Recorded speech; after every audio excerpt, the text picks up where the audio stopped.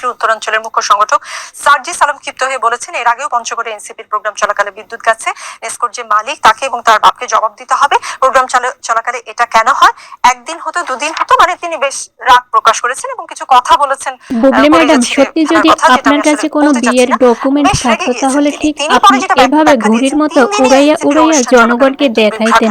ভাগ্যিস বিয়েটাই তো হয়নি, কাবিননামা আসবে কোথায় থেকে? রেগে যাওয়াটা কি স্বাভাবিক কিনা সেটা জানতে চাই। এবং আপনারা যখন রাজনৈতিক অনুষ্ঠান করেন এই ধরনের ঘটনা হলে তিনি যেভাবে কথা বলেছেন সেটা আসলে বলতে পারেন কিনা? দেখুন, আমি আমার একটা অভিজ্ঞতা বলি। গত পরশু আশুগঞ্জে আমার একটা বিরাট জনসভা ছিল।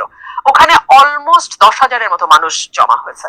আমি বক্তব্য দিতে দাঁড়ানোর সাথে সাথে কারেন্ট চলে গেছে। জেনারেটর ঠিক মতো কাজ করছিল না কোন একটা কারণে, কারণ লোক তো অনেক, তারও বোধহয় জেনারেটর ছিঁড়ে গেছে। তো আমাকে বেশ 10-15 মিনিট মাইক ধরে সবাইকে থামিয়ে বক্তব্য দিতে হয়েছে।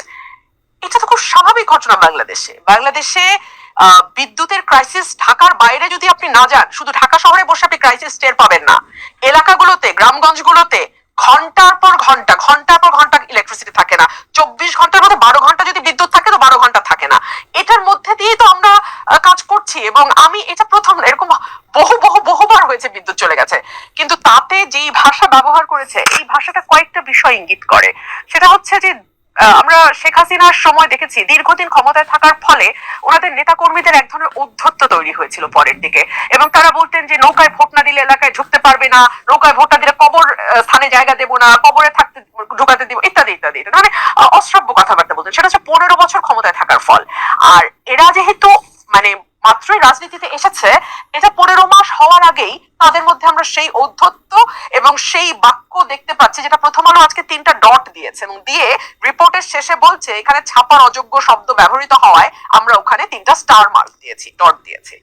সো এটা আসলে ইঙ্গিত করে যে রাজনীতিতে তিনি সরি বলেছেন, সার্জিস আলম পরে সরি বলেছেন, যেই ধৈর্য এবং যেই সহনশীলতা দরকার, এবং দেশের পরিস্থিতিটা তো আসলে বুঝতে হবে আপনাকে, তাই না?